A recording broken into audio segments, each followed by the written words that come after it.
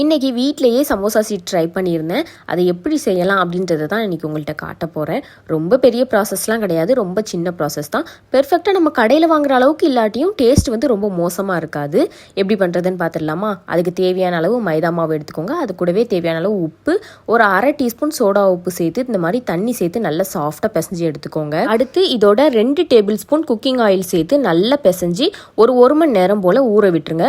1 மணி நேரம் கழித்து இந்த மாதிரி உருண்டை போட்டு வச்சுக்கோங்க. எனக்கு வந்து இன்னைக்கு 7 உருண்டை கிடச்சிருக்குது. நம்ம வீட்டில் ரெடி பண்ணுற சமோசா சீட்டை வந்து ஃப்ரிட்ஜிலலாம் ஸ்டோர் பண்ணி வைக்காதீங்க. ஏன்னா நான் ஸ்டோர் பண்ணியிருந்தேன். ஃபர்ஸ்ட் டே வந்து நல்லா இருந்துச்சு. 2வது டே என்ன ஆயிட்டுனா எல்லா சீட்டும் ஒன்னோட ஒன்று ஒட்டிடுச்சு. அதனால் இன்ஸ்டண்ட்டாக உடனே செஞ்சு உடனே சாப்பிட்ற மாதிரி வச்சுக்கோங்க.